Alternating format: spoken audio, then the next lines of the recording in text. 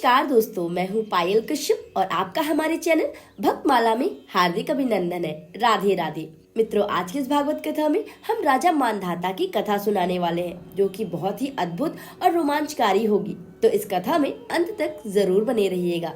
पर वीडियो शुरू करने से पहले आपसे एक रिक्वेस्ट करना चाहूंगी कि अभी तक अगर आपने हमारे चैनल को सब्सक्राइब नहीं किया है तो इसी तरीके की कथाओं को सुनने के लिए हमारे चैनल को सब्सक्राइब जरूर कर लें। तो चलिए मित्रों, कथा प्रारंभ करते हैं। मित्रों, राजा युवनाश्व इक्ष्वाकु वंश में उत्पन्न हुआ था। उसने 1 सहस्त्र अश्वमेध करके और भी बहुत से यज्ञ किए और उन सभी में बहुत बड़ी बड़ी दक्षिणाएं दी। फिर उसके बाद अपने मंत्रियों पर राज्य का भार छोड़कर उस मनस्वी राजा ने मनोनिग्रह करते हुए निरंतर वन में ही रहना आरंभ कर दिया।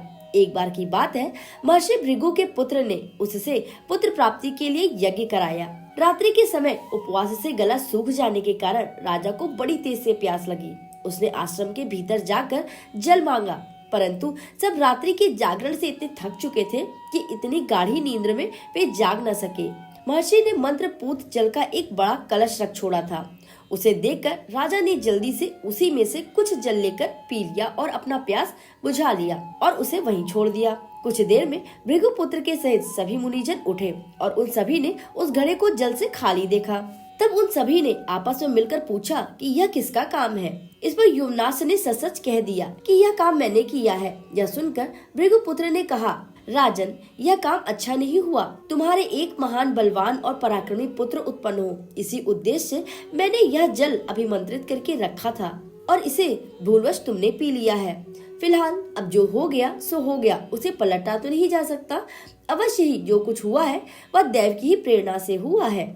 तुमने प्यास से व्याकुल होकर मंत्रपूत जल को पिया है, इसलिए तुम्ही को एक पुत्र प्रसव करना होगा। ऐसा कहकर मुनि अपने अपने स्थानों को चले गए। फिर 100 वर्ष बीतने पर राजा की बाई को फाड़कर एक सूर्य के समान अत्यंत तेजस्वी बालक निकला। ऐसा होने पर भी यह बड़ा आश्चर्य सा हुआ कि इससे राजा की मृत्यु नहीं हुई। इस बालक को देखने के लिए स्वयं देवराज इंद्र उस स्थान पर आए। उनसे देवताओं ने पूछा कि यह बालक क्या पिएगा।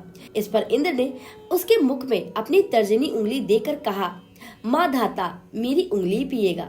इसी से देवताओं ने उसका नाम मानधाता रख दिया। फिर उसके ध्यान करते ही धनुर्वेद के सहित संपूर्ण वेद और दिव्य अस्त्र उसके पास उपस्थित हो गए। साथ ही आजगव नाम का एक धनुष, सींगों से बने हुए बाण और अभेद कवच भी आ गए। इसके पश्चात स्वयं इंद्र ने ही उसका राज सिंहासन पर अभिषेक किया। राजा मानधाता सूर्य के समान तेजस्वी थे। इस परम पवित्र कुरुक्षेत्र प्रदेश में यहाँ उन्हीं की यज्ञ करने का स्थान है। इसी क्षेत्र में राजा ययाति ने भी अनेकों यज्ञ किए थे। इसी जगह महाराज भरत ने भी अश्वमेध यज्ञ करके घोड़ा छोड़ा था।